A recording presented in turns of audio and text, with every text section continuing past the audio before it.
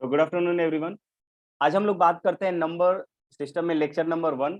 ठीक है, जहाँ पे हम लोग बेसिकली हमें रेशनल नंबर के बारे में पढ़ना है, लेकिन थोड़ा थोड़ा आइडिया हम सभी नंबर्स के बारे में ले लेंगे। ठीक है, अभी तक आप लोगों ने जो नंबर्स पढ़े हुए थे वो आप लोगों ने पढ़ा हुआ है। सबसे पहले नेचुरल नंबर, नेचुरल नंबर इनको मैं बहुत तेजी से आगे बढ़ाऊंगा क्योंकि ये सब आपने पढ़ा हुआ होगा। Natural number, then whole number, whole number,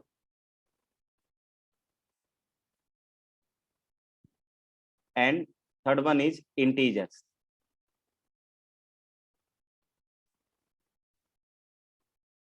integers, right. ये तीनों नंबर। यहाँ पे आप जानते हो कि नेचुरल नंबर जो होता है वो all counting numbers, all counting numbers इसमें आते हैं। ऑल काउंटिंग नंबर्स, नंबर्स कौन कौन सा? 1, 2, 3, 4 एंड सो ऑन लिख देते हैं हम लोग। क्या लिख देंगे? And so on. तो डॉट डॉट डॉट हम लोग कर देते हैं ना, तो उसको बोलते हैं एंड सो ऑन। इसमें जो मेनली जो एग्जांपल्स लेंगे ये तो, और इसको हम लोग डिनोट कैसे करेंगे? डिनोटेड बाय, कैसे डिनोट करते हैं बताओ? एन हाँ, एन कैपिटल एन से। ध्यान दीजिएगा, इस कैपिटल एन में यहाँ पर इसको थोड़ा डार्क किया हुआ रहता है। ठीक है, हम लोग कलेक्शन को हमेशा इस तरह से दिखाते हैं, इस तरह से। जैसे सेट ऑफ इंटीजर्स मुझे दिखाना होगा तो जेड लिख के यहाँ पर इस तरह से एक लाइन दे देते हैं, राइट। तो ये कलेक्शन ऑफ जेड हो जाएगा। ठीक है, तो बुक में इसको इस तरह से नहीं दिखाता है, वो क्या करता है यहाँ पे डार्क कर देगा इसको, इस वाले लाइन को डार्क कर देता है। तो इसको कैपिटल एन से इंडिकेट करते हैं, राइट। होल नंबर को all counting numbers together with zero, तो मैं इसको सिंपली लिख देता हूं, all counting numbers, all counting numbers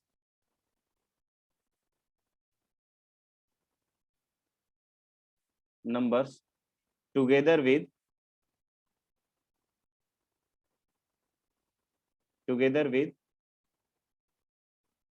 with zero.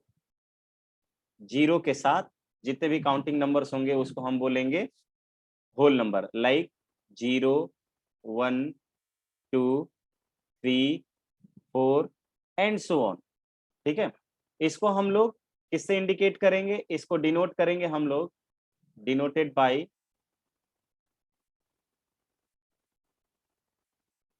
Denoted by. किसे डिनोट करते हैं? डब्लू से डिनोट कैपिटल करते हैं, कैपिटल डब्लू। यहाँ पे इन दोनों को हम लोग क्या करते हैं? डार्क कर देते हैं, ये बीच वाला ज्यादा डार्क रहेगा। ठीक है, और next one is, integers. Integers, तो ये होल नंबर को दोनों साइन के साथ ले लेता है, तो हम मैं सिंपली लिख देता हूं, the collection of,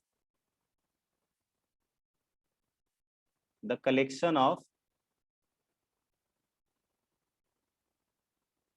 the collection of 0 +-1 +-2 +-3 and so on. इस तरह के नंबर क्या कहलाएंगे? इंटीजर्स कहलाएंगे। इसको हम लोग डिनोट कैसे करते हैं? Denoted by, denoted by capital Z. इस जेड में मैं यहाँ पर ऐसे कर देता हूँ। ठीक है, इस तरह से डिनोट किया जाएगा। यहाँ तक तो किसी को डाउट नहीं होना चाहिए। ठीक है, यहाँ तक किसी को डाउट नहीं होना चाहिए। इस जीरो के बारे में हम ये कहते हैं कि मेरे पास जो जीरो मिला हुआ है, जो जीरो मिला हुआ है, तो जीरो इज नीदर, नोट करके लिख लीजिए, जीरो इज नीदर पॉजिटिव ये थोड़ा थ्योरेटिकल चैप्टर है, तो आपको थोड़ा पेशेंस बनाए रखना पड़ेगा। Zero is neither positive nor negative. Zero जो है न ही ये पॉजिटिव है और न ही निगेटिव। ठीक है, इतना आप लोग जानते होंगे। Next one, number line. Number line क्या होता है गाइस? नंबर लाइन क्या होगा? तो देखिए, नंबर लाइन के बारे में कहेंगे कि all the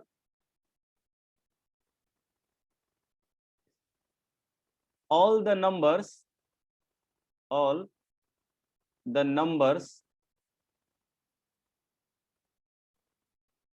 numbers are uniquely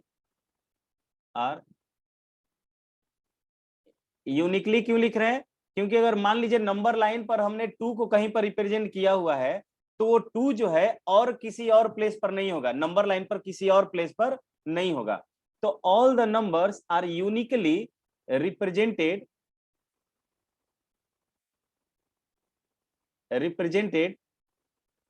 on a line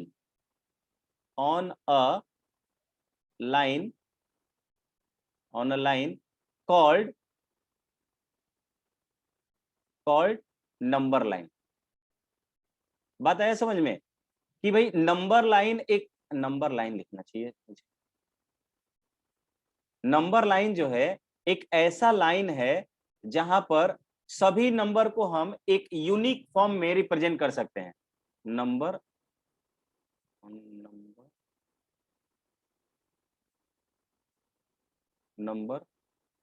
line, right. तो अगर मुझे एक नंबर लाइन रिप्रेजेंट करना हो, लेट से मैंने क्या किया, ये मेरे पास एक नंबर लाइन मिला है, ठीक है, नंबर लाइन। इसका जस्ट मिड वाला पॉइंट जो होगा, मिड पॉइंट को मैं 0 ले लेता हूं। इसको हम ओरिजिन की तरह ट्रीट करते हैं या centre of the number line की तरह ट्रीट करते हैं। This zero is what? Zero is the origin of number line, the origin या centre of the number line, और you can say centre of the number line, of the number line. जहां पे किसी को नहीं समझ में आएगा बताएगा, लेकिन यहाँ पे मैं समझा नहीं रहा हूं, बस ये जो डेफिनेशन है बस वो आपको बता रहा हूं। तो ये सब आपको याद करनी पड़ेगी, इतनी चीजें। इसके अलावा कोई डाउट हो तो पूछ सकते हो। इधर 1 2 3 4 और ये अप टू इन्फिनिटी चला जाएगा इधर। और इधर जो है निगेटिव नंबर्स आएंगे, -1 -2 -3। एंड इधर ये बढ़ते बढ़ते एरो, एरो का मीनिंग क्या हुआ कि ये दोनों तरफ इनफाइनाइटली एक्सटेंड करेगा, राइट। तो इस तरह से हुआ। इस नंबर लाइन में इस सेंटर से मैं राइट साइड की ओर मूव करूंगा, राइट साइड की ओर मूव करूंगा, तो मुझे पॉजिटिव नंबर मिलेगा। कैसा मिलेगा? पॉजिटिव नंबर मिलेगा, पॉजिटिव नंबर्स।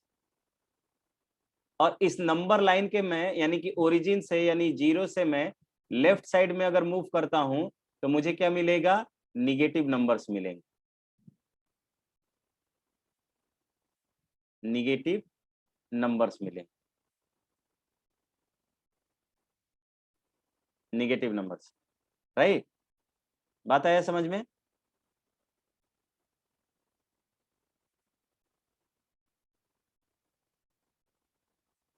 Negative numbers. यहाँ पे एक चीज और लिखिए कि नंबर लाइन जो होगा, नोट में लिख लीजिए कि number line, the number line, the number line extends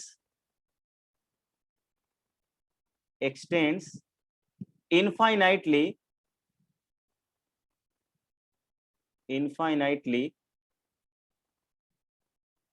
from both sides,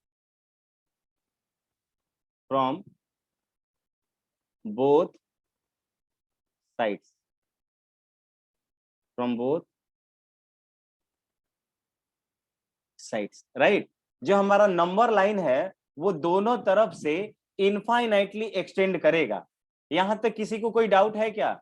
just right yes और no in the chat box. Chat box में एक बार रिप्लाई कर दीजिए सो दैट कि will move for the next. यहां तक किसी को आई थिंक प्रॉब्लम नहीं होना चाहिए, क्योंकि मैंने कुछ नया चीज अभी तक नहीं बताया है आपको, ठीक है। ये सभी चीजें क्लास 8 में पढ़नी थी आपको, और ये जो नेक्स्ट बताने जा रहा हूं ना मैं, वो भी क्लास 8 में आपको पढ़ना है। And the next is what? Rational number. Next is what? Rational number. तो चलिए रेशनल नंबर को देख लेते हैं। रेशनल नंबर क्या होता है? तो the numbers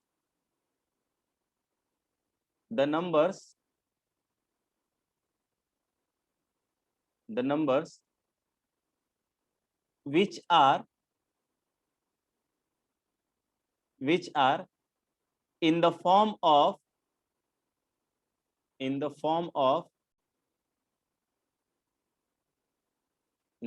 of p by q, p by q के रूप में लिख सकते हो, वेयर जो p एंड q जो है, where p, q are integers. p and q क्या होंगे? इंटीजर्स होंगे गाइस। और साथ ही साथ आप जानते हो कि किसी भी नंबर में जीरो का डिवीजन पॉसिबल नहीं होता है, तो p बाई क्यू का मतलब p को q से डिवाइड करते हो आप, तो यहाँ पे q की वैल्यू भी जीरो नहीं होनी चाहिए। तो आप साथ ही साथ लिखोगे p, q are integers and लिख लीजिए and q not equals to zero, and q not equals to 0 are called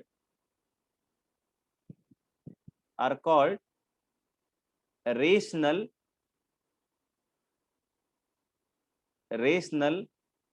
numbers। क्या कहलाएंगे?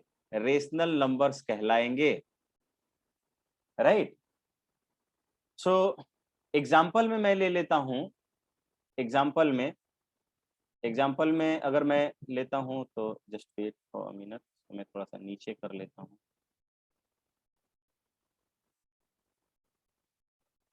एग्जाम्पल्स में बोल सकता हूं,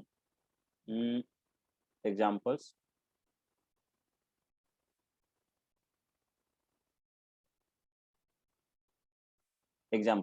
क्या क्या एग्जाम्पल लिख सकता हूं? 3/2 लिख सकता हूं, -7/9 ले सकता हूं। मैं जीरो को ले सकता हूं क्या? क्या जीरो रेशनल नंबर होगा? Everyone just reply in the yes chat. Sir. Yes sir. Okay चलिए क्लियर। जैसे मैंने -2 ले लिया, क्या ये होगा? -2। Yes yes sir. सर। अगर मैं लेता हूं 5, ले सकता हूं? तो ये होगा सर। होगा, एटसेट्रा, ETC। म्यूट कर लीजिए, उधर से किसी का आवाज आ रहा है। तो ये जितने भी एग्जांपल्स हुए ये सभी रेशनल नंबर हो गए। तो मैंने देखा कि रेशनल नंबर में ये जो मुझे नेचुरल नंबर मिला था उसका कलेक्शन भी नेचुरल नंबर के अंदर आ जा रहा है। ये नेचुरल नंबर का कलेक्शन भी रेशनल नंबर के अंदर में आ जा रहा है। इंटीजर्स का कलेक्शन भी रेशनल नंबर के अंदर आ जा रहा है, और होल नंबर जीरो से जो स्टार्ट होता है वो भी इसके अंडर में आ जा रहा है। तो मैं यहाँ पे एक बात लिख सकता हूं, एक रिमार्क में ये बात लिख सकता हूं, रिमार्क में कि the collection of rational number, the collection of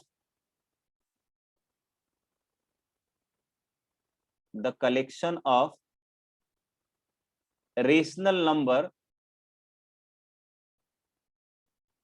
the collection of rational numbers contain या contains लिखिए, contains the collection of rational number contains, क्या क्या कंटेन करता है गाइस? तो ये नेचुरल नंबर को कंटेन करता होगा, natural numbers, comma whole number को भी कंटेन करता है, होल नंबर्स, एंड इंटीजर्स। ये बात समझ में आ रहा है क्या? इंटीजर्स और फ्रैक्शन को ही तो रेशनल नंबर बोलते हैं। Fraction is a kind of rational number, तो उसमें ये सब आ जाएगा। ठीक है, बात आया समझ में क्या? रेशनल नंबर, अच्छा बताइए तो रेशनल नंबर और फ्रैक्शन में क्या डिफरेंस है? फ्रैक्शन जो है एक पर्टिकुलर टर्म है और रेशनल नंबर जो है उसका जनरल नेम है। ठीक है, तो फ्रैक्शन एक पर्टिकुलर नेम है और रेशनल नंबर जो है उसका ब्रॉडर नेम है। ठीक है, यहाँ पे तो किसी को कोई दिक्कत नहीं होनी चाहिए। अब मैं कुछ स्टेटमेंट लिखता हूं, बताइए कि वो सही है कि गलत है। राइट, ट्रू और फॉल्स, ट्रू और फॉल्स टाइप का स्टेटमेंट ले रहा हूं मैं, ट्रू और फॉल्स टाइप का, ट्रू और फॉल्स टाइप का स्टेटमेंट ले रहा हूं। चलिए, पहला स्टेटमेंट मैंने लिखा कि पहला एवरी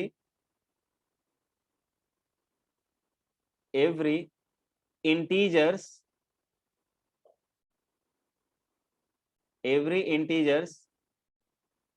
सॉरी एवरी लगाते हैं तो प्लुरल नहीं लिखते हैं। Every integer is a natural number. क्या ये स्टेटमेंट सही है? चैट बॉक्स में रिप्लाई कीजिएगा, इज ए नेचुरल नंबर। जितने भी, बहुत अच्छे, बहुत अच्छे। तो फॉल्स स्टेटमेंट है गाइस, ये क्या है? ये फॉल्स स्टेटमेंट है। सभी का रिप्लाई फॉल्स ही आया है, तो बहुत बहुत बढ़िया। दूसरा मैं लिखता हूं every integer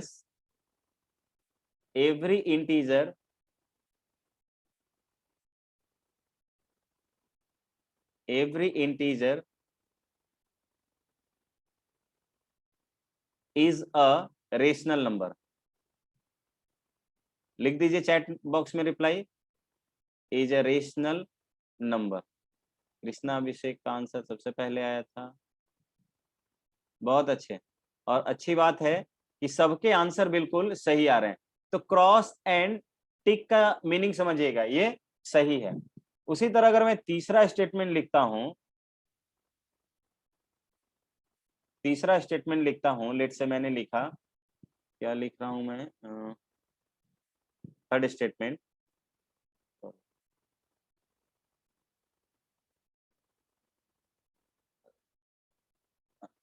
statement. Every natural number is a rational number. Natural number is a rational number. बहुत बढ़िया, सबके आंसर सही हैं, रेशनल नंबर। तो इस टाइप के स्टेटमेंट पूछे जाते हैं आपसे ऑब्जेक्टिव में, ध्यान रहे कि इसका आंसर आप कर सकते हैं कि नहीं। ठीक है, इक्विवेलेंट रेशनल नंबर क्या होता है? कौन बताएगा इक्विवेलेंट रेशनल नंबर क्या होता है? सर हम बोले, हाँ बोलो। सर जैसे 2/5 एक रेशनल नंबर है, तो जैसे 4/10 और फिर 8/15 ये सभी उसके इक्विवेलेंट रेशनल नंबर है। बहुत अच्छा, यस सर, हमें भी यही जानकारी। गुड। तो अगर कोई भी रेशनल नंबर है तो कहेंगे rational number, rational number P by Q is also written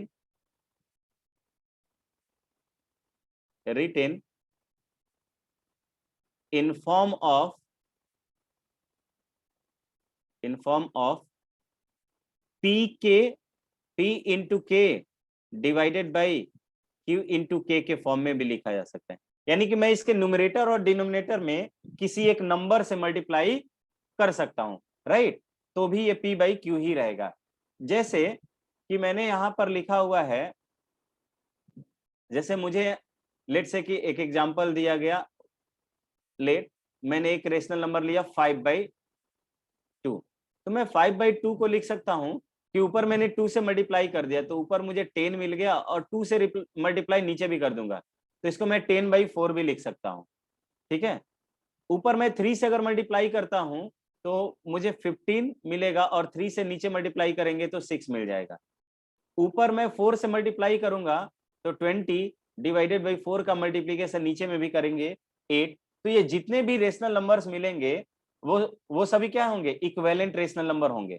ठीक है, तो अगर कोई स्टेटमेंट रहता है कि अ rational number is a unique representation,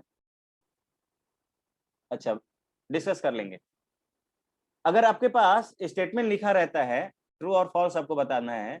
if statement a rational number a rational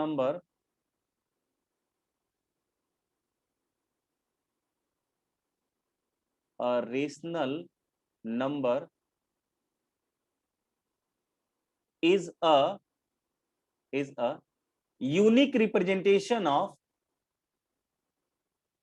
unique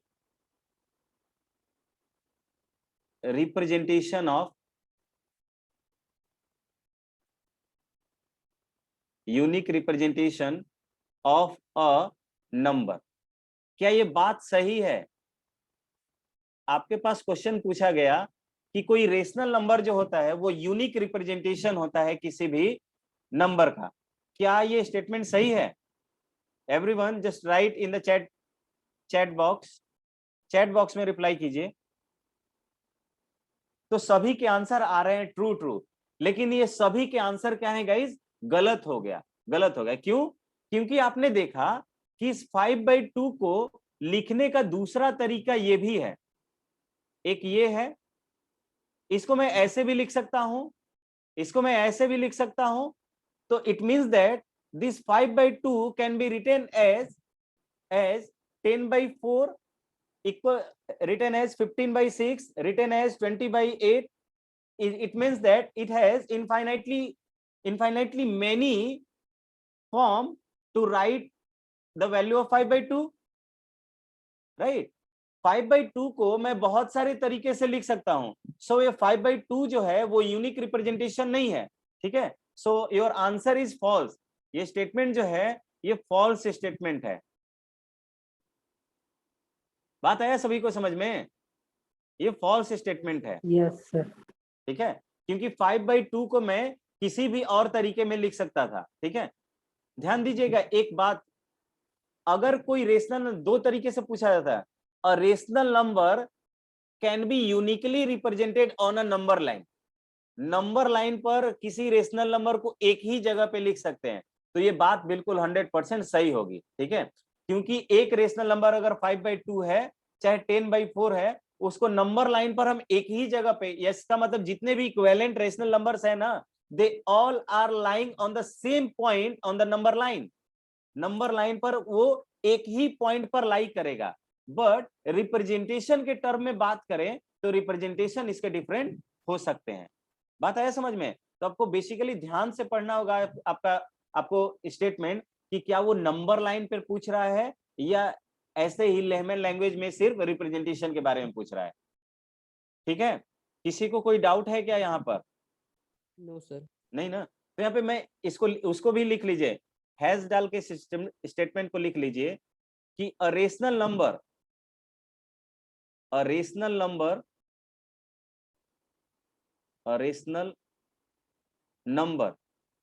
and its equivalent rational number, दोनों लिख लीजिए, and it's equivalent rational numbers and its equivalent rational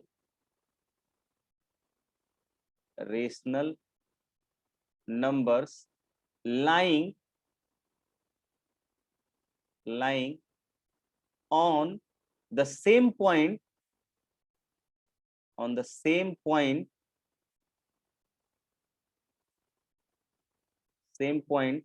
on the number line। Number line पर कोई भी rational number और उसका जो equivalent rational number है वो नंबर लाइन पर एक ही पॉइंट पर लाई करेगा, इस बात में कोई दो मत नहीं होना चाहिए।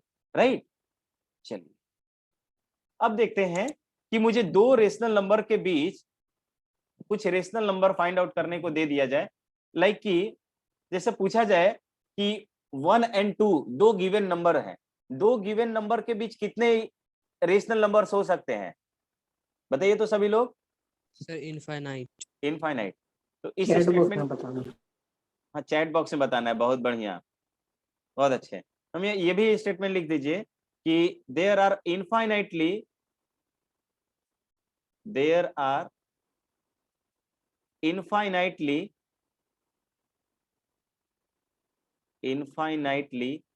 many numbers, infinitely many rational numbers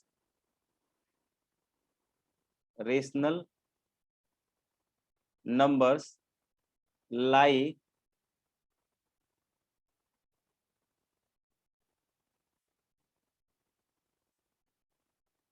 अच्छा कोई नहीं Aditya, there are infinitely many rational numbers lie between two given rational numbers, between two given rational numbers। ये छोटे छोटे पॉइंट्स हैं एंड आई थिंक सब लोग आप जानते होंगे रेशनल नंबर, इसलिए कोई मैटर नहीं करता है कोई भी बता दे, क्योंकि मैं मान रहा हूं कि इस क्लास का सभी लड़का इस टाइप के स्टेटमेंट्स को डील कर सकता है, राइट। अब चलिए, किसी को डाउट था कि सर फ्रैक्शन में को थोड़ा सा डिस्कस कर दीजिए। देखिए ठीक है, देखिए फ्रैक्शन बेसिकली अभी तक आपने जो क्लास 7 में पढ़ा था या 8 में पढ़ा था, आई थिंक 7 में पढ़ना है फ्रैक्शन। तो फ्रैक्शन दो तरीके का होता है, एक को बोलते हैं इम्प्रॉपर फ्रैक्शन, और दूसरा जो फ्रैक्शन होता है उसको बोलते हैं प्रॉपर फ्रैक्शन। इन दोनों को मिलाकर रेशनल नंबर हो जाएगा। तो एक टाइप होगा इम्प्रॉपर, दूसरा टाइप होगा प्रॉपर। इम्प्रॉपर उसको बोलते हैं जो 0 से 1 के बीच में जिसकी वैल्यू हो, ठीक है, 0 से 1 के बीच की वैल्यू हो। और प्रॉपर फ्रैक्शन क्या होता है, जो p/q के रूप में तो लिखा हो लेकिन एक से ज्यादा वैल्यू हो उसकी। जैसे अगर मैंने लिखा कि 3/4, तो इम्प्रॉपर फ्रैक्शन में बेसिकली देखा जाता है ना कि जो डिनोमिनेटर वाला नंबर जो होता है, डिनोमिनेटर वाला जो नंबर होगा या इंटीजर होगा, वो न्यूमरेटर वाले से ज्यादा होता है हमेशा, न्यूमरेटर वाले नंबर से क्या होगा, ज्यादा होगा। बात आया समझ में क्या सभी को? ठीक है, फ्रैक्शन वाले नंबर में जो न्यूमरेटर, हाँ डिनोमिनेटर वाला जो नंबर होगा वो न्यूमरेटर वाले नंबर से ज्यादा होगा, तो उसकी वैल्यू 0 से 1 के बीच में आ जाती है। और इम्प्रॉपर फ्रैक्शन और प्रॉपर फ्रैक्शन में क्या होता है कि यहाँ पर वैल्यू 1 से ज्यादा हमको मिलती है, तो इस केस में न्यूमरेटर ज्यादा होता है, डिनोमिनेटर क्या होता है, छोटा होता है। क्योंकि बड़े नंबर में छोटे नंबर से डिवाइड करते हैं हम, तो मुझे हमेशा 1 से ज्यादा वैल्यू मिलती है। बात आया समझ में क्या? जिनको डाउट था कौन लिख रहे थे? सर हाँ मतलब फ्रैक्शन का एक प्रॉपर मतलब डिफाइन कीजिए ना एक बार। फ्रैक्शन को बेसिकली वैसा ही जिसको p/q के रूप में लिख सकते हैं, एकदम रेशनल नंबर जैसा ही होता है। लेकिन एक चीज मैं आपको बता दूं, अभी तक क्लास 9 या 6-7 तक जो आप पढ़ते आ रहे थे या 8 में पढ़ते आ रहे थे, वहां पर फ्रैक्शन जो होता है वहां पे हमें डिफाइन करना पड़ता है, 1 से कम होता है और ज्यादा होता है। लेकिन आगे जैसे ही 10th के आगे आप जाते हो ना, तो हम लोग फ्रैक्शन को वैसा नंबर बोलते हैं जो 0 से 1 के बीच में हमेशा हो। फ्रैक्शन को हम माइंड में हमेशा लिखते हैं कि फ्रैक्शन का मतलब होता है कि जिसको हम फ्रेगमेंट करके दे रहे हैं, यानी कि डिवाइड करके दे रहे हैं, डिस्ट्रीब्यूट करके दे रहे हैं, यानी कि 1 से छोटी वैल्यू होगी, 1 से क्या हो जाए, छोटी वैल्यू हो गया, और 0 से 1 के बीच, लाइक 3/4 हो गया, ठीक है, 7/9 हो गया, 8/10 हो गया, इस तरह का। तो इस तरह का जितना भी नंबर है उसको हम लोग फ्रैक्शन बोल लेते हैं। क्योंकि यहां से क्योंकि हम बता रहे हैं 7 में आपको रेशनल नंबर नहीं पढ़ना था, इसलिए हमने फ्रैक्शन को अलग अलग सेग्रीगेट करके पढ़ा था, ठीक है। लेकिन अब हमारे पास फ्रैक्शन नाम का एक बहुत ही ब्रॉडर आइडिया आ चुका है। तो फ्रैक्शन नाम का जैसे ही ब्रॉडर आइडिया आया ना, तो हम अपने इस कॉन्सेप्ट को भी थोड़ा सा अलग कर लेते हैं, थोड़ा चेंज करते हैं, ठीक है। और चेंज करते हैं तो यहां से हम माइंड में ये लेकर चलते हैं कि फ्रैक्शन का लिटरली मीनिंग जो होगा वो क्या होता है कि फ्रैक्शन में वैल्यू 0 से 1 के बीच होगी। क्या प्रॉपर इम्प्रॉपर कुछ नहीं, सिर्फ और सिर्फ पूरे फ्रैक्शन की वैल्यू ही मैं बोलता हूं कि फ्रैक्शन बोल रहा हूं कि मैं कोई फ्रैक्शन है, कोई फ्रैक्शनल वैल्यू आ रही है, तो फ्रैक्शनल वैल्यू आ रही है इसका मतलब 0 से 1 के बीच का कोई वैल्यू आ रहा है, और उसके बाद कोई भी और दूसरा नंबर होगा तो उसको मैं सिंपली रेशनल नंबर बोलूंगा। ठीक है, चलिए कोई कुछ बोल रहा है आई थिंक।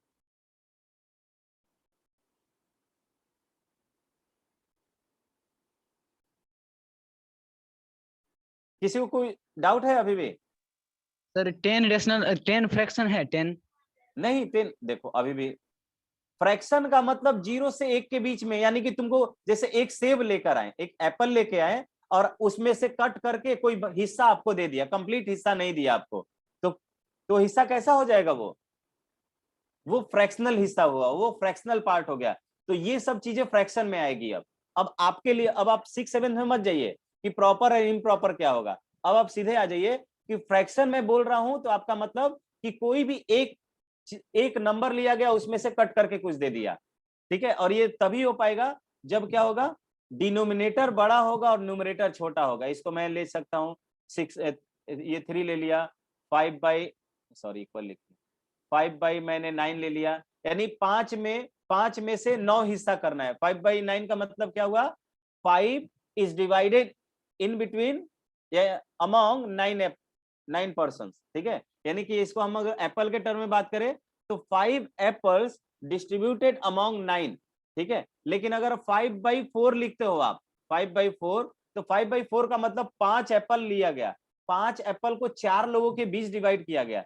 तो पहले तो एक एक एप्पल सभी को मिलेगा, वही एक एक एप्पल चारों लोगों को मिला, और फिर एक एप्पल बचा हुआ था, एक एप्पल का फिर हिस्सा मिलेगा। तो देखिए, तो एक कंप्लीट नंबर मिल गया क्या? तो एक से ज्यादा वैल्यू मिल रही है क्या? तो इसलिए 5/4 जो होगा उसको हम सिंपली अब रेशनल नंबर बोलेंगे। राइट, किसी को कोई डाउट है क्या? तो ये रेशनल नंबर हो जाएगा और इसको मैं अब सिंपली फ्रैक्शन बोलूंगा। कौनो समस्या है किसी को? अब आप पीछे मत जाइए कि प्रॉपर इम्प्रॉपर क्या हो। ठीक है, अब किसी को कोई समस्या नहीं होना चाहिए। अब आगे आ रहे हैं तो आगे का कॉन्सेप्ट लीजिए। वहां पर इसलिए पढ़ना था ना क्योंकि हमने रेशनल नंबर का आइडिया क्लास 8 से आकर स्टार्ट किया हुआ है, राइट? इसलिए चलिए आगे आते हैं हम लोग कहां पर। तो हमने देखा कि भाई दो गिवन रेशनल नंबर के बीच जितना चाहे उतना हम रेशनल नंबर निकाल सकते हैं। तो कैसे निकालेंगे वो भी देख लेते हैं। तो चलिए, ये हुआ हमारे पास नंबर्स। कैसे नंबर्स? Rational number. तो नंबर ऑफ रेशनल, उल्टा लिख दिया, rational number between two given rational number.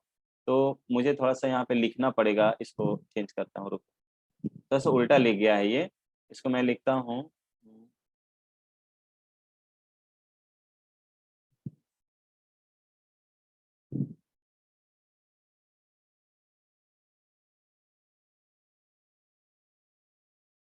ठीक,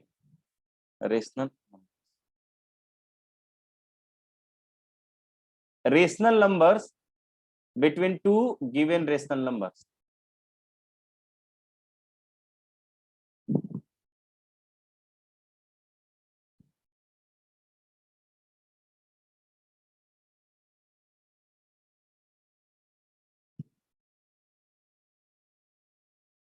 दो गिवन रेशनल नंबर्स के बीच मैं क्या चाहता हूं, बहुत सारे रेशनल नंबर्स लिखना चाहता हूं। तो लेट से मैंने कोई दो रेशनल नंबर ले लिया। तो देखिए लिखने का तरीका कैसे होगा। से मान लीजिए आपको कोई एक एग्जांपल के थ्रू ही समझ लेते हैं।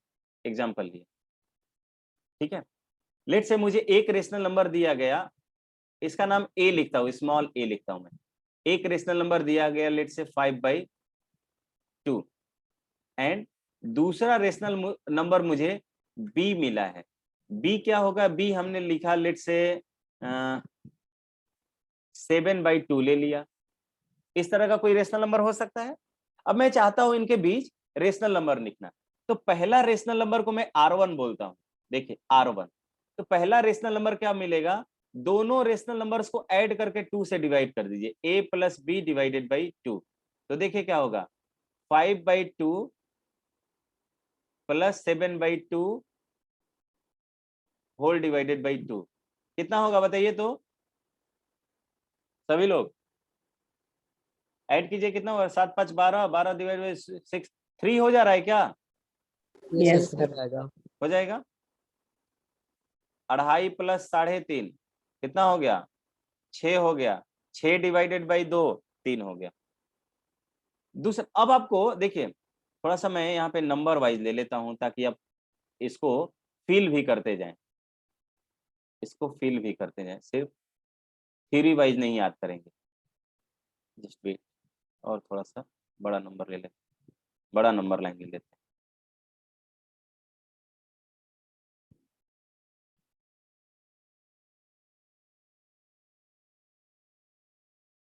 लेट से हमने ये एक नंबर लाइन ले लिया, ठीक है। अब देखिए मैंने नंबर लाइन को पूरा एग्जैक्टली नहीं लेना है। ये 5/2 कहीं मान लीजिए इधर होगा, 5/2 कहीं यहाँ पे होगा, और 7/2, 7/2 का मतलब 3.5, 3.5 लेट से यहाँ पर हो गया, ठीक है। 7 का आधा कितना हो गया? 3.5। तो 2.5 और 3.5 के जस्ट बीच में मुझे 3 मिलेगा क्या? तो पहला नंबर वही मिल गया। अब मुझे इन दोनों के बीच, आपको ये ध्यान रखना है कि मुझे किन दोनों के बीच नंबर लिखने हैं। मुझे इन दोनों के बीच नंबर लिखने हैं, राइट। इन दोनों के बीच नंबर लिखने हैं। तो इन दोनों के बीच नंबर लिखना है तो वो नंबर इधर भी हो सकता है, 5/2 और 3 के बीच भी हो सकता है, या 3 से 7/2 के बीच हो सकता है। तो मैं इसके बीच अगर कोई नंबर लिखना चाहता हूं तो देखिए दूसरा रेशनल नंबर कैसे निकालेंगे। दूसरा रेशनल नंबर जो होगा वो किसी भी एक को ले सकते हो। लेट से हमने ए ले लिया, ए, इसमें R1 को ऐड करके फिर 2 से डिवाइड कर देंगे। सेम प्रोसेस अपनाते जाएंगे। तो देखिए तो क्या मिलेगा आपको? आपको मिलेगा ए की वैल्यू कितनी थी? 5/2 प्लस 3 डिवाइडेड बाई 2। बताइए तो कितना मिलेगा सभी लोग? 11/4 मिलेगा क्या? 11/4, 11/4 का मतलब क्या होता है? 2.25 होता है क्या? 2.25 हो जाएगा ना? 2.75 ना 2.75 हो जाएगा। सर, हाँ 4 दूनी 2.75, गुड। यानी कि 2.25 हो जाएगा। होना भी चाहिए था 2.5, 2.5 और 3 के बीच, 2.5 और 3 के बीच क्या होगा? 2.75 होगा। तो सही है, 2.75 इज समथिंग हियर, यहाँ पर हो जाएगा। इसको मैंने 11/4 लिखा, ठीक है। नेक्स्ट मैं चाहता हूं कि 3 और 3.5 के बीच मिले। तो देखो इसका नाम R2 हो गया। तो तीसरा रेशनल नंबर जो मुझे मिलेगा, मैं R2 को ऐड कर देता हूं, किसके साथ? B के साथ ऐड कर देता हूं। B कौन सा है? B divided by 2। R2 जो है मेरे पास ये आया है, R2 कितना है? नहीं R2 नहीं ले लेता हूं, R1 ही लेता हूं मैं। यहाँ पर भी R1, R2 भी लेंगे तो कोई दिक्कत नहीं होगा, ध्यान दीजिए। R2 को लोगे तो भी कोई दिक्कत नहीं होगा, लेकिन मैं R1 को ले लेता हूं ताकि मुझे पता चले कि एग्जैक्टली देखो 3 और 3.5 को मैं ऐड करके 2 से डिवाइड करूंगा ना, तो जस्ट उसके बीच का वैल्यू आएगा, ठीक है। इसलिए मैंने R1 को लिया है। R1 मेरा अगेन 3 है और ये वैल्यू 3.5 है, यानी कि 7/2 है, डिवाइडेड बाई 2 मिला। ये वैल्यू कितना हो गया? 13 डिवाइडेड बाई 4 होगा क्या? ठीक है। सर, और 3.25 और ये 3.25 हो जाएगा। तो this is basically 3.25 is here, यानी कि 13/4। बात आया समझ में? किसी भी अब दो नंबर को ऐड कर करके आप क्या करते जाएंगे? Different types of rational numbers निकालते जाएंगे। लेट से मुझे R4 चाहिए, R4 चाहिए। तो मैं क्या कर रहा हूं, मैंने क्या किया कि यहां पर R2 को ले लिया। 11/4 क्या है? R2 है। R2 को ऐड कर लिया और प्लस इसके साथ 3 को ऐड कर लिया। 3 क्या है? R1 divided by 2। तो इन दोनों को ऐड करेंगे तो इनके बीच का नंबर मिलेगा। R2 कितना है गाइस? 11/4 है और प्लस 11/4 है और प्लस R1 कितना है? R1 3/4 है ना। R1 क्या है? सॉरी 3 है R1।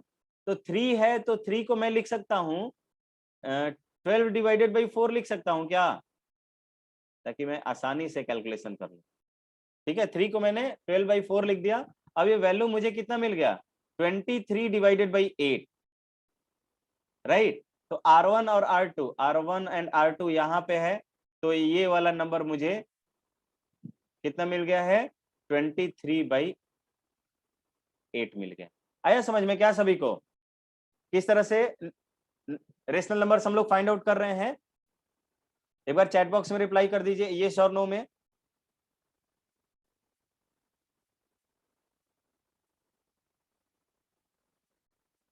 कोई बोल नहीं रहा है भाई, एक ही दो लोग, ठीक है। नहीं समझ में आएगा तो आप बताओगे, ठीक है। अब दूसरा मेथड भी पढ़ लेते हैं, दूसरा मेथड भी पढ़ लेते हैं। तो second method, second method, second method, second method आप क्या कहोगे कि आप इक्विवेलेंट रेशनल नंबर लिखकर तब आप डिसाइड करोगे, ठीक है। इक्विवेलेंट रेशनल नंबर लिखकर, लेट से मुझे पहला नंबर दिया हुआ है ए, दिया हुआ है 5/2, और दूसरा रेशनल नंबर दिया है मुझे बी, ये दिया हुआ है 7/2। मैं क्या कर लेता हूं यहां पर ना, मैं क्या करता हूं यहां पर कुछ ऐसा नंबर, लेट्स एक ऐसा नंबर, दोनों में डिनोमिनेटर सेम कर दूंगा। यहाँ पे ऑलरेडी डिनोमिनेटर सेम है दोनों के बीच, तो मैं बोल सकता हूं कि इसके बीच एक रेशनल नंबर तो मुझे 6/2 मिल जाएगा आसानी से। तो मैं ऐसे नहीं बोलूंगा, मैं क्या करूंगा, इसके न्यूमरेटर और दोनों के न्यूमरेटर में डिफरेंस ज्यादा क्रिएट करूंगा, ठीक है। तो देखिए ए को मैं इस तरह से लिख सकता हूं, ए को मैं लिख सकता हूं कि ये 5/2 हो, और यहाँ पे मैं 4 से मल्टीप्लाई कर दूं, यहाँ पे भी 4 से मल्टीप्लाई कर देता हूं, तो ये 20/8 हो जाएगा।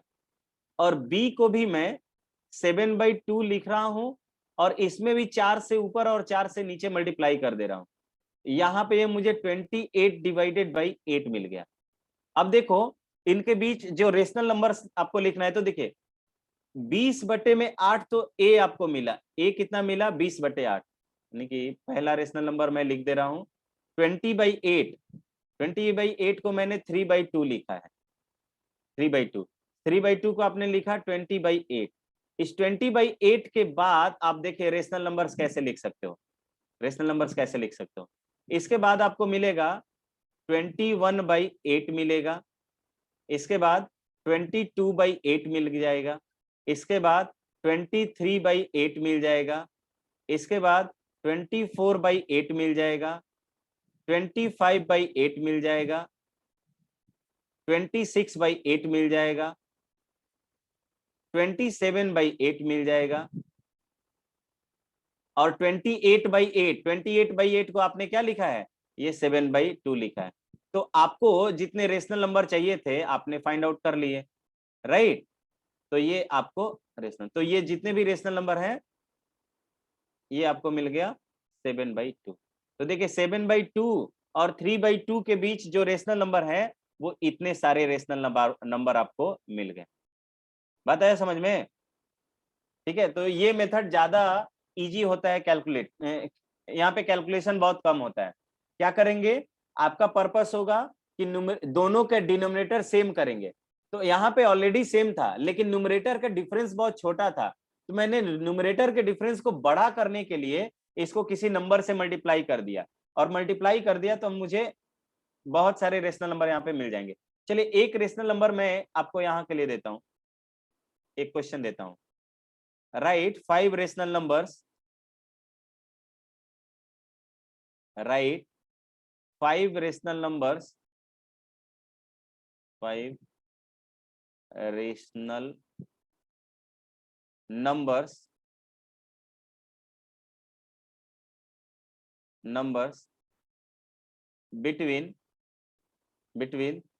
3 and 9/2। ये बनाइए सभी लोग। 3 and 9/2 के बीच आपको कितने, आपको 5 रेशनल नंबर्स लिखने हैं। कैसे लिखेंगे, सभी लोग चैट बॉक्स में रिप्लाई कीजिए आंसर।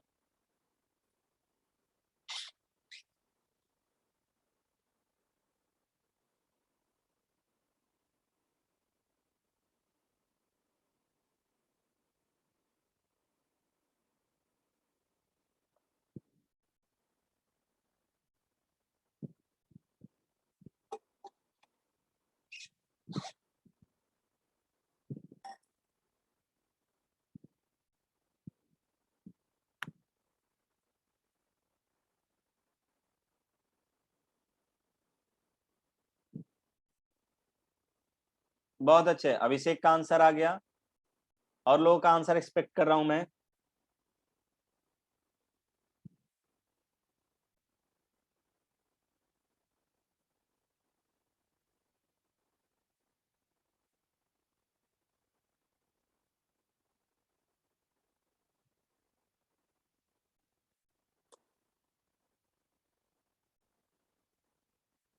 और लोग रिप्लाई कीजिए। तो मुझे सबसे अच्छा मेथड यही वाला लगता है, ये जो हमने लिखा हुआ है। इस मेथड में मैं देखता हूं, यहाँ पे मैं क्या कर लेता हूं, ऊपर और नीचे 4 से मल्टीप्लाई कर देता हूं। 4 से मल्टीप्लाई करता हूं तो ये मुझे 4 से मल्टीप्लाई करूंगा तो ये 12 डिवाइडेड बाई 4 मिल जाएगा। 12 डिवाइडेड बाई 4, और इसमें 2 से मल्टीप्लाई करना पड़ेगा मुझे। 2 से मल्टीप्लाई कर देंगे तो नीचे 4 मिल जाएगा। तो 9/2 को आपने कितना लिख दिया, इधर लिख दीजिए आप 18/4। 18/4 जो होगा 9/2 के इक्विवेलेंट होगा। तो अब इसके बाद आने वाले जितने भी नंबर्स होंगे 12/4, उसके बाद 13/4 हो जाएगा, उसके बाद 14/4 हो जाएगा, उसके बाद 15/4 हो जाएगा, उसके बाद 16/4 हो जाएगा, और उसके बाद 17/4 हो जाएगा। तो आई थिंक जितना नंबर लिखना था, 5 नंबर चाहिए था, पांचों नंबर मुझे मिल गया। ठीक है, अगर मुझे और ज्यादा चाहिए होता तो मैं यहाँ के नंबर्स में ज्यादा नंबर से मल्टीप्लाई कर लेता। ठीक है, लेट से मैंने 8 से मल्टीप्लाई कर सकता था, मैं 9 से मल्टीप्लाई कर सकता था। जितने नंबर बड़े नंबर से मल्टीप्लाई करेंगे उतना ही बड़ा डिफरेंस मिलेगा और उतने ही ज्यादा नंबर्स हम लोग लिख सकते हैं। बट मेरा सजेशन ये होगा कि 4 और 5 अगर आपको रेशनल नंबर लिखना होगा तो बहुत बड़ा कैलकुलेशन मत कीजिएगा। ठीक है, कैलकुलेशन को इजी बनाइएगा अपना। सभी को समझ में आ गया क्या यहां तक? Just right in the chat box, right yes और नो एवरीवन। सभी लोग एक बार येस और नो लिख के कंफर्म कर दीजिए, सो दैट कि हम लोग आगे बढ़ते रहें। ठीक है, कोई बहुत बड़ा कॉन्सेप्ट है नहीं, एकदम छोटे छोटे कॉन्सेप्ट्स हैं। चलिए,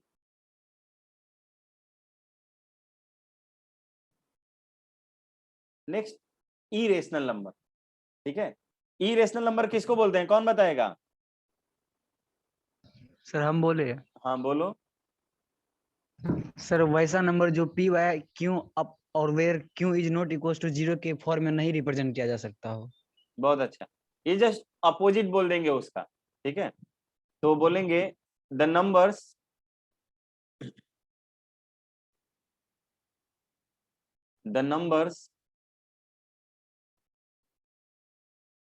which cannot be written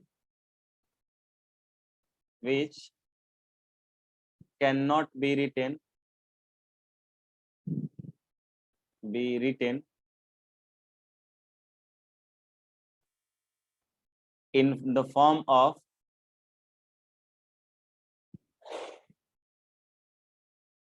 the form of p by q, where p comma q are integers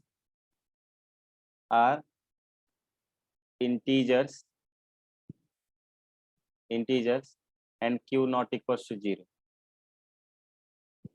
ठीक है, the numbers which cannot be written in the form of p by q is called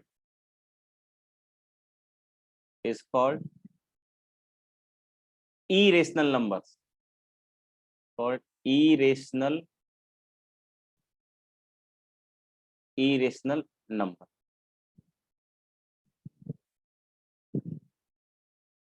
irrational numbers, ठीक है।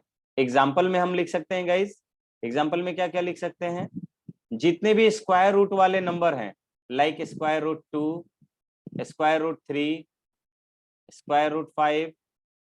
ठीक है, एक rational number पाई भी होता है। पाई की वैल्यू जो याद करते हो ना सर्कल में 3.14, तो 3.14 ये अप्रोक्सीमेटेड वैल्यू है, ये इनफाइनाइटली चलते जाता है। देखिए हम आपको दिखा रहे हैं, इसमें करके दिखा रहे हैं इसकी वैल्यू कितनी होगी। जस्ट वेट,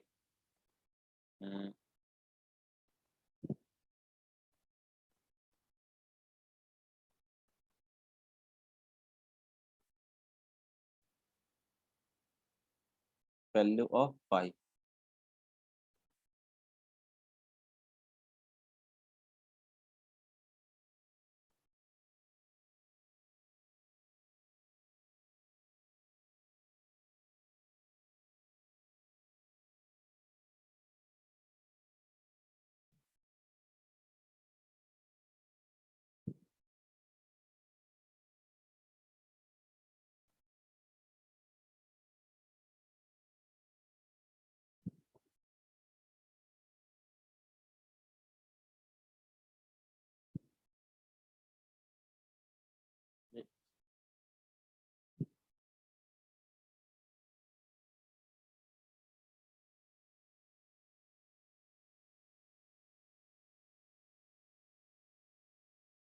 तो इसकी वैल्यू जो होगी वो इक्वल टू इतना दिखा रहा है, देखिए ये आगे चलते जाता है, ये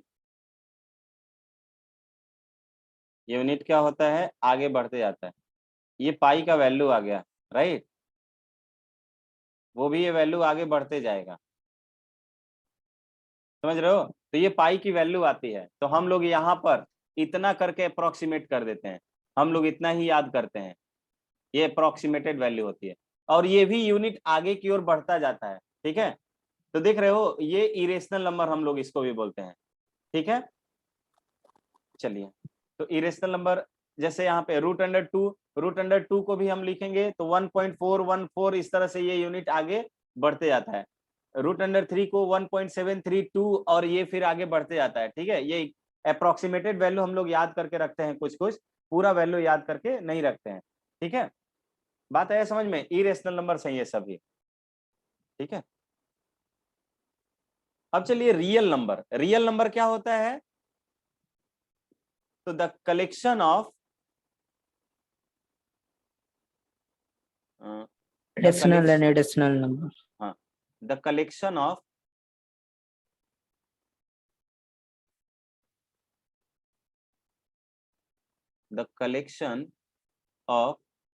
all numbers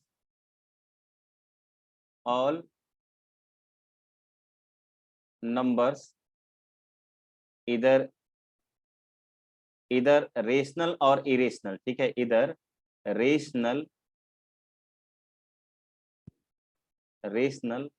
और irrational,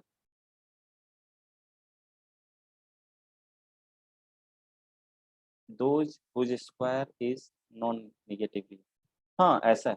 the collection of all rational all numbers either rational or irrational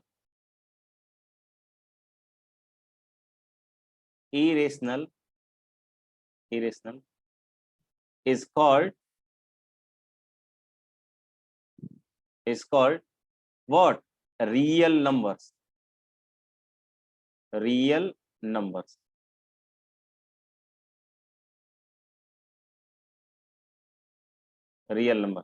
कैसे डिनोट करेंगे गाइज हम इसको, denoted by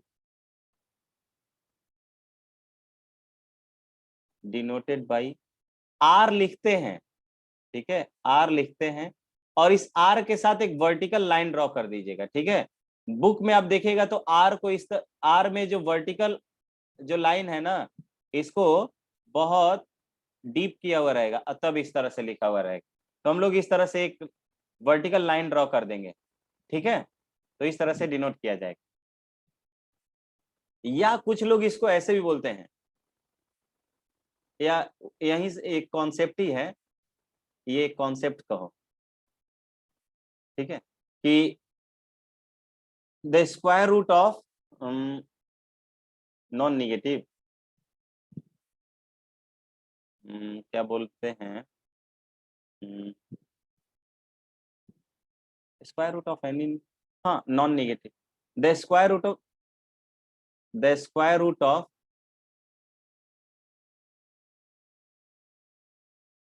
the square root of non-negative integers, non-negative integers नहीं, रेशनल नंबर भी बोल सकते या नंबर सिंपली लिख देते हैं, the square root of non negative numbers numbers are called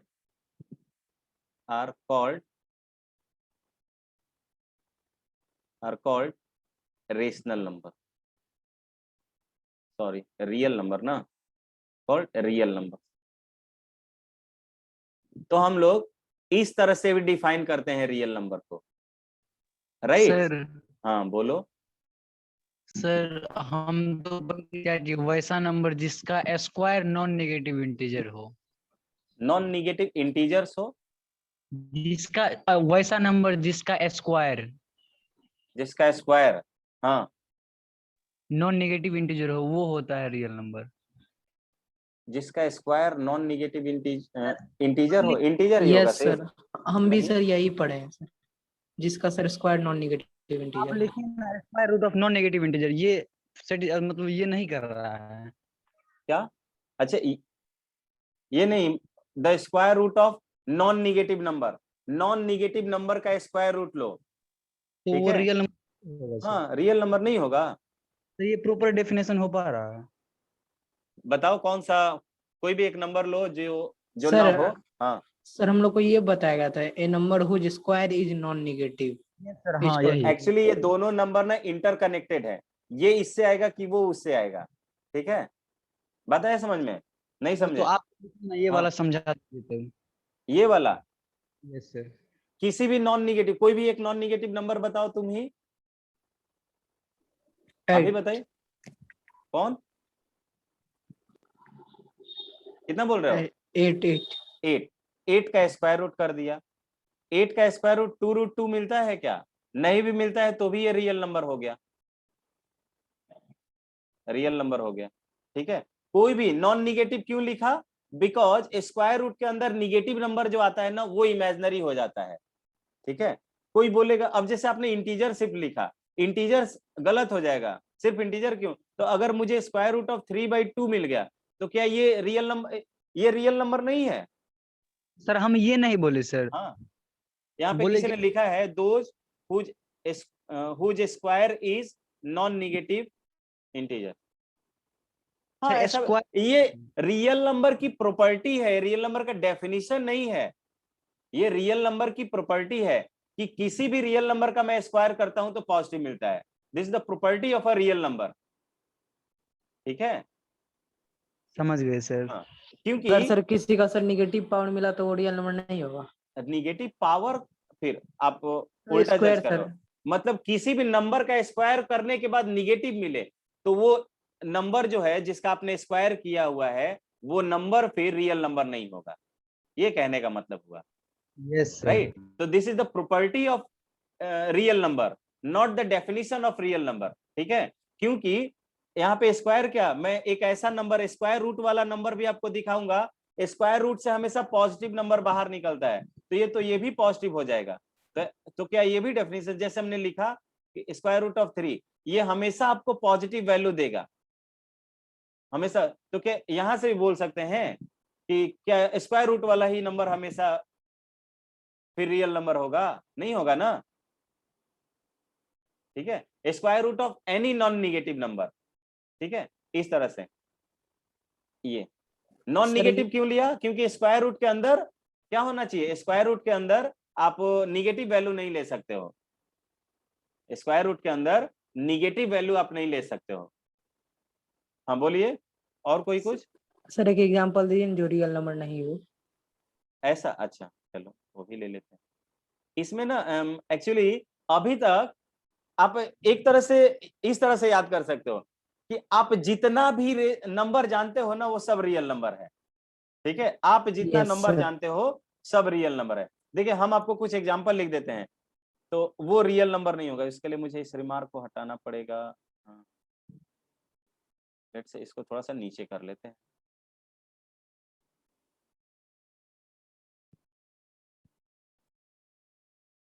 देखिए इमेजिनरी नंबर कहां से आता है, लिख लीजिए, आगे ही चलते हैं, थोड़ा सा टाइम वेस्ट होगा, कोई दिक्कत नहीं है ना?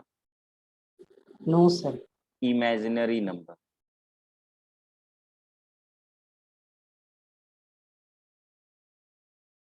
इमेजिनरी नंबर या इसी को कॉम्प्लेक्स नंबर भी बोलते हैं। क्या बोलते हैं? Complex number. कॉम्प्लेक्स नंबर, ठीक है। इस देखिए, आइलर नाम के एक मैथमेटिशियन थे। कौन थे? आइलर। इनका नाम था Leonhard Euler. Leonhard Euler, ये ग्रीक मैथमेटिशियन थे भाई। क्या थे? ग्रीक मैथमेटिशियन थे।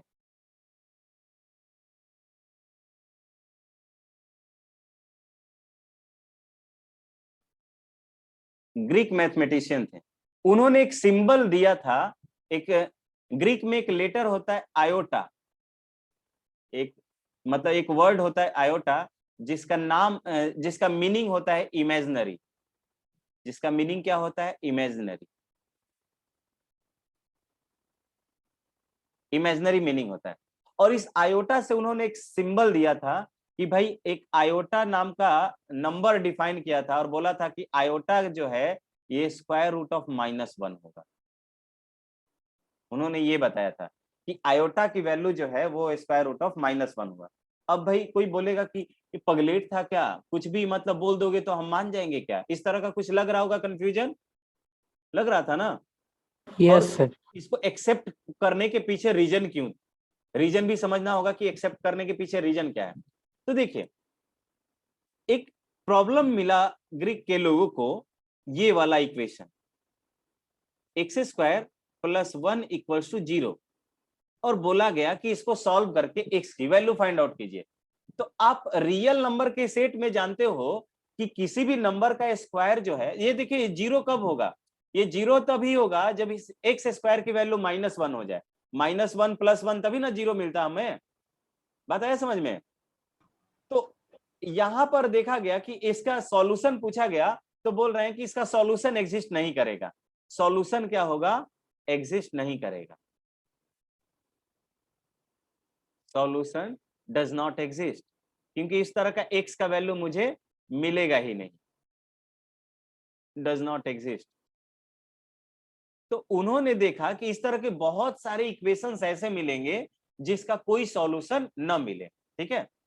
तो उन्होंने कहा कि भाई अगर मैं इसको इस साइड लेके आता हूं तो x² की वैल्यू मुझे -1 मिलती है, और x की वैल्यू अगर मैं लिखूंगा तो इसको लिखूंगा कि ये plus minus square root of -1 होगा। और उन्होंने देखा कि अगर मैं इसकी वैल्यू को फाइंड आउट कर लेता हूं, किसकी वैल्यू? स्क्वायर रूट ऑफ -1 की वैल्यू फाइंड आउट कर लेता हूं, तो इससे बहुत सारे इक्वेशन सॉल्व हो जाएंगे। कैसे सॉल्व हो जाएगा? देखिए, इससे x² + 4 = 0। इसका मतलब कोई भी नंबर जिसका सॉल्यूशन, कोई भी इक्वेशन जिसका सॉल्यूशन जो है रियल नंबर में लाई नहीं करता है, उन सब का सॉल्यूशन मैं यहां से निकाल सकता हूं, ठीक है। तो उन्होंने क्या बोल दिया कि इस स्क्वायर रूट ऑफ -1 को आयोटा बोल दिया, कि इसको मैं आयोटा से डिफाइन करूंगा। क्योंकि आयोटा को आई लेने का रीजन क्या था? क्योंकि ग्रीक में आयोटा का मीनिंग इमेजिनरी होता था। तो अभी तक ये इमेजिनरी था, इसलिए कि इस तरह का नंबर एग्जिस्ट नहीं करता है, फिर भी उन्होंने ले लिया था कि आई ले लिया, ठीक है, कि आई मान लिया। अब क्वेश्चन ये अगेन ये अराइज होता है कि भाई जब ये एग्जिस्ट ही नहीं करता है तो हमें एग्जिस्ट कराने के पीछे तुले क्यों हैं? ये बात आपके जहन में आ रही होगी, आ रही होगी ना, कि भाई इस तरह का नंबर जब एग्जिस्ट नहीं कर रहा है, so why we are interested to define this number. इस नंबर को डिफाइन करने के पीछे क्यों पड़े हुए हैं हम लोग? तो माय सिंपल आर्गुमेंट इज कि साइंस और mathematics, mathematics is the language of science basically, ठीक है।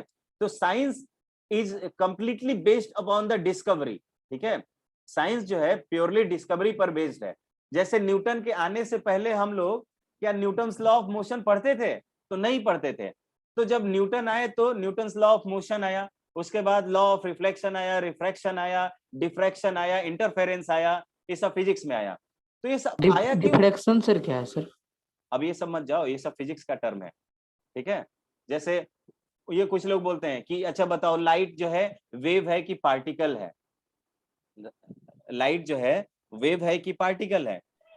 सर दोनों है। तो दोनों है। दोनों हाँ, तो डुअल नेचर है। तो डुअलिटी यही से, डिफ्रैक्शन से ही ये पार्टिकल नेचर शो करते हैं हम लोग लाइट का। ठीक है, ये क्लास 11th में आप लोग जाओगे तो फिजिक्स वाले सर से डिटेल में पूछ लेना अगर पूछना होगा तो। ठीक है, तो उन्होंने क्या किया, तो ये सब डिफरेंट डिफरेंट फेनोमेना जाते गए।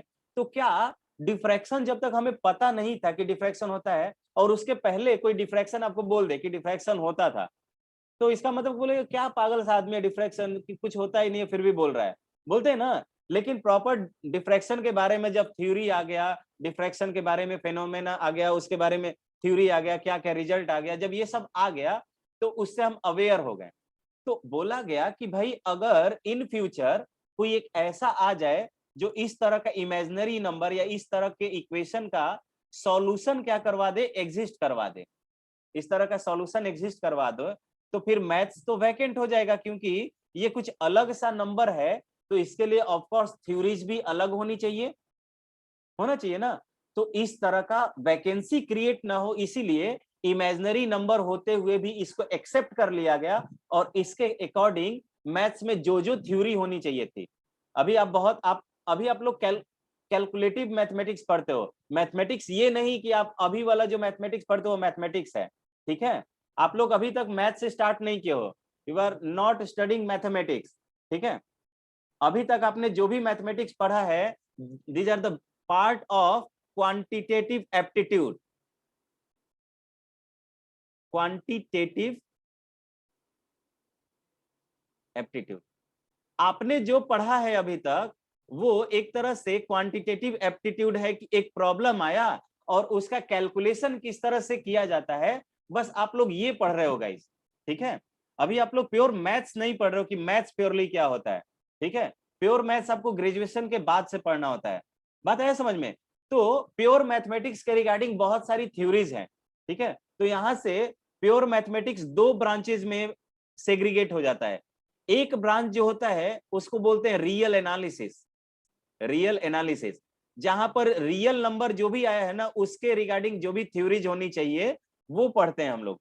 और दूसरा आ जाता है कॉम्प्लेक्स एनालिसिस, यानी कि कॉम्प्लेक्स नंबर, जो ये जो आपने जबरदस्ती जो नंबर निकाला है अभी, इमेजिनरी नंबर, उसके बारे में थ्योरी पढ़ने लगते हैं हम लोग, कॉम्प्लेक्स एनालिसिस। ठीक है, तो हमने क्या किया है कि पहले से ही इस आयोटा के रिगार्डिंग जो भी थ्योरीज होनी चाहिए वो कॉम्प्लेक्स एनालिसिस में ऑलरेडी हम लोग निकाल चुके हैं। ठीक है, अब कोई भी बंदा इन फ्यूचर वो इस तरह का सॉल्यूशन एग्जिस्ट करवा भी देगा ना, तो उसके लिए मैथ्स में जितना भी थ्योरी चाहिए वो सब यहाँ पे अवेलेबल रहेगा। बात आया समझ में? क्या बात आया समझ में?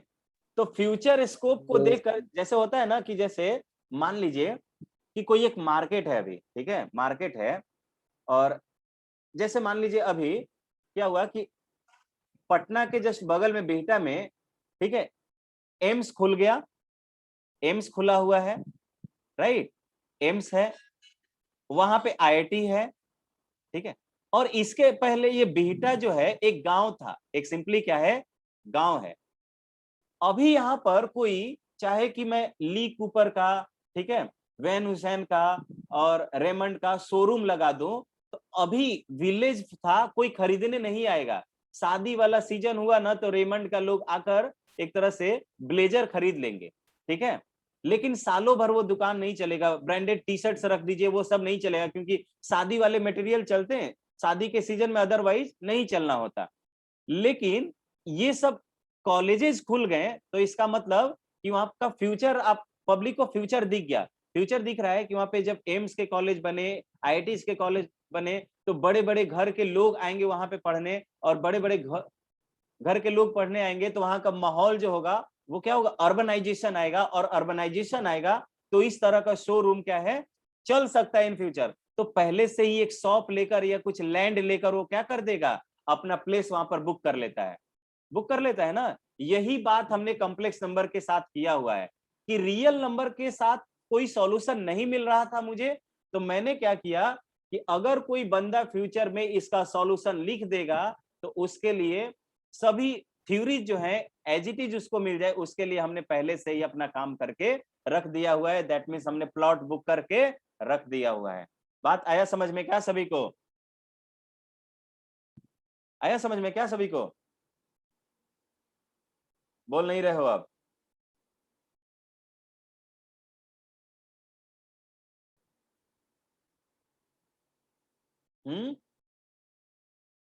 कोई है नहीं क्या?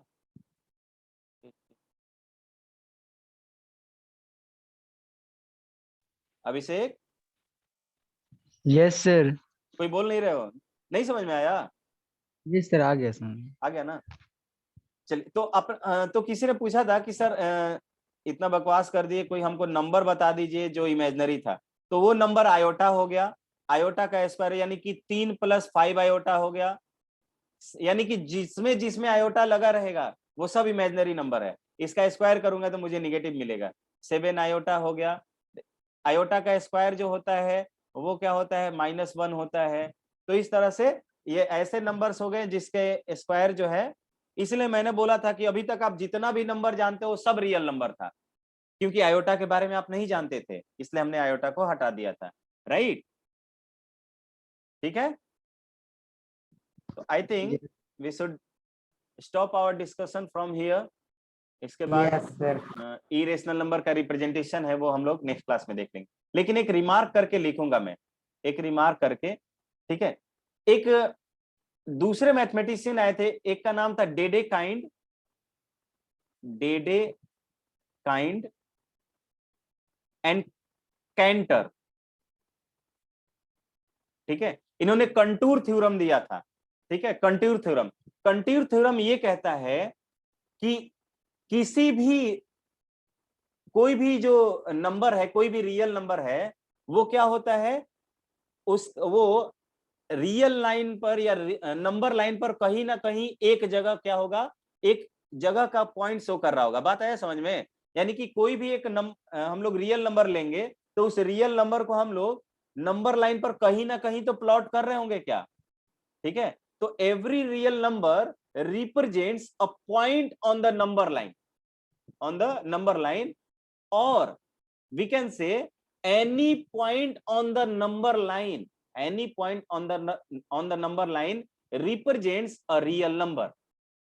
ठीक है, तो इस रिमार्क को मैं लिखना चाहूंगा यहां पर, इस रिमार्क को मैं लिखना चाहूंगा कि इसको यहाँ पे इरेज करते हैं, इसको मैं थोड़ा सा इसके ऊपर करता हूं। ठीक है, तो मैं यहाँ पे लिखता हूं कि corresponding to every corresponding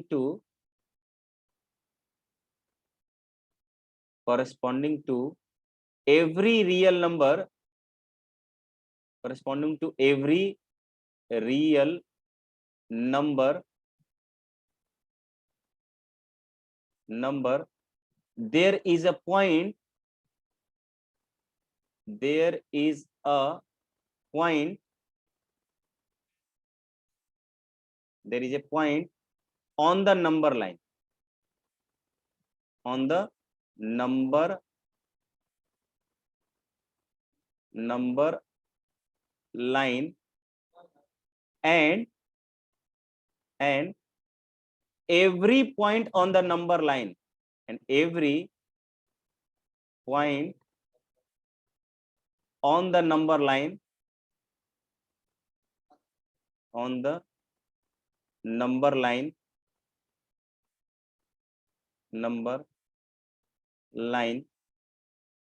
number line, every point on the number line is and कैसे लिखें, and every point and correspond and every point on the number line, for every point लिखना चाहिए, and for every point on the number line there exists a real number, there exists a real number। बात आया समझ में? कि कह रहा है कि कोई भी रियल नंबर के लिए मुझे एक नंबर लाइन पर एक पॉइंट मिलेगा, और दूसरे भाषा में कह सकता है कि नंबर लाइन पर कोई भी एक पॉइंट लेंगे ना तो उसके कॉरेस्पॉन्डिंग मुझे एक कोई रियल नंबर मिलेगा, ठीक है। इसको कंटूर थ्योरम बोलते हैं, इसको बोलते हैं कंटूर थ्योरम, कैंटर थ्योरम बोलते हैं, कैंटर थ्योरम बोलते हैं। इसका प्रूफ एमएससी में पढ़ना है, बात ध्यान रखना, ठीक है। बस आपको स्टेटमेंट याद रखना है, इसका प्रूफ जो है एमएससी में पढ़ना है। और इसको कैंटर ने दिया था, कैंटर एंड डेडेकाइन ने, कैंटर एंड डेडेकाइन इस थ्योरम को दिया था। बहुत इंपॉर्टेंट थ्योरम है, लेकिन मास्टर्स के लिए, एमएससी के लिए, अभी के लिए नहीं। अभी के लिए बस आपको स्टेटमेंट याद रखना है। हाँ, सर इसमें प्रूफ क्या करना है? यही प्रूफ करना है कि आपको दिखाना है कि हम कोई भी एक रियल नंबर लेंगे ना तो वो नंबर लाइन का किसी एक पॉइंट को शो करेगा। इसको ऐसे ही मान के नहीं बनाएंगे। सर दिखा तो देंगे। ऑब्वियस है, भले ही आप नंबर ले लेकर देखे, आप दिखाओगे। Yes sir. मैं आपको इसका प्रूफ भेजूंगा, आप समझ जाइएगा तो बताइएगा हमको, ठीक सर है। वो कैसे दिखाएगा? देखिएगा, भेजे रहेंगे। अभी हम आपको समझाने के हालत में नहीं है क्योंकि आप समझ नहीं पाएंगे वो, बट एक बार देख लीजिएगा। अगर उसमें 1% भी समझ में आ जाएगा आपको ना तो मैं उसका प्रूफ आपको करवा दूंगा, राइट। चलिए मिलते हैं नेक्स्ट क्लास में। आपको बस ये स्टेटमेंट याद रखना है। इसका प्रूफ भेजेंगे, बोलो। यस सर, देखेंगे। सर भेज दीजिए सर। ठीक है, इसका प्रूफ मैं भेजूंगा। आपको 1 से 2% भी समझ में आएगा ना तो मैं प्रूफ कर दूंगा नेक्स्ट क्लास में। चलिए मिलते हैं नेक्स्ट क्लास में। Bye bye everyone. Bye sir. Bye sir. Bye sir. Bye.